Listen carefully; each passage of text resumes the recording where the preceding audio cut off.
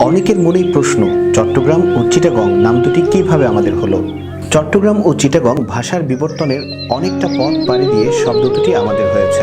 শব্দ দুটি উৎপত্তির সাথে মিশে আছে হাজার বছরের ঐতিহ্য, ইতিহাস ও কিংবদন্তি। মূলত চট্টগ্রাম ও চিটাগংয়ের নামকরণের বিষয়ে বেশ কয়েকটি মত প্রচলিত রয়েছে। সর্বাপেক্ষা গ্রহণযোগ্য মতামতগুলো এখানে তুলে ধরা হলো। চট্টগ্রাম নামটি কিভাবে এলো? চট্টগ্রাম শহরের প্রাণকেন্দ্র জামাল খান সড়কের চেরাগি পাহাড় মনুমেন্ট দেখেননি এমন মানুষ চট্টগ্রামে খুব কমই আছেন।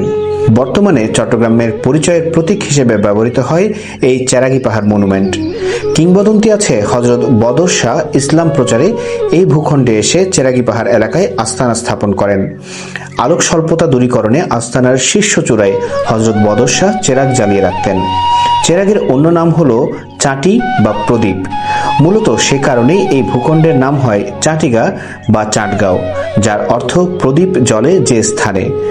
ভাষার বিবর্তনে এই চাটিগা বা চাটগাঁও থেকেই উৎপত্তি হয় চাটগা, চট্টল, চট্টলা ও আজকের চট্টগ্রাম নামগুলি।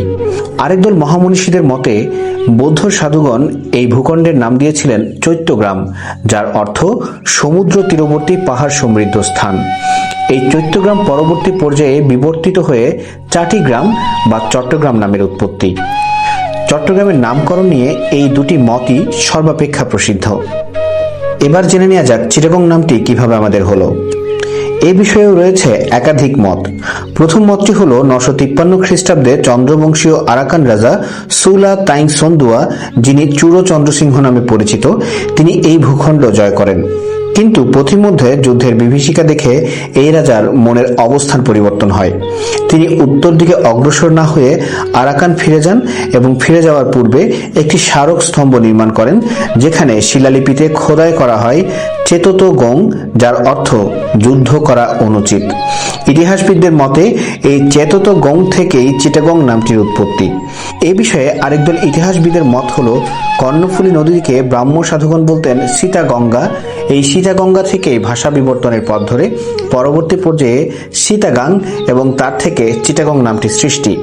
এরকম আরও একটি মতকে সমর্থন করেন অনেক ইতিহাসবিদ।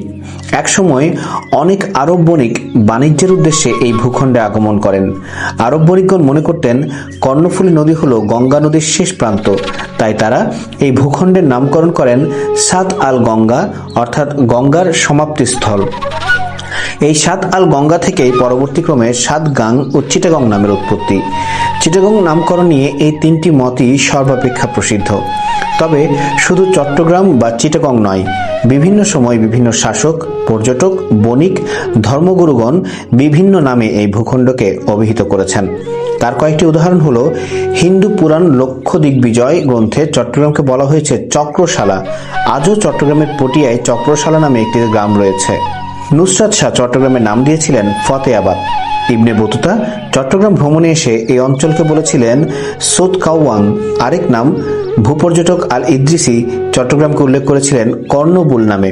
ইংরেজ পর্যটক রালফ ফিচ চট্টগ্রামের নাম দিয়েছিলেন রামেশ। মোগল সম্রাট আওরঙ্গজেব চট্টগ্রাম বিজয়ের পর এই ভূখণ্ডের নামকরণ করেছিলেন ইসলামাবাদ। আর পর্তুগিজ বণিকগণ চট্টগ্রামের নামকরণ করেছিলেন পোর্তো গ্রান্দো, যার অর্থ বৃহৎ বন্দর।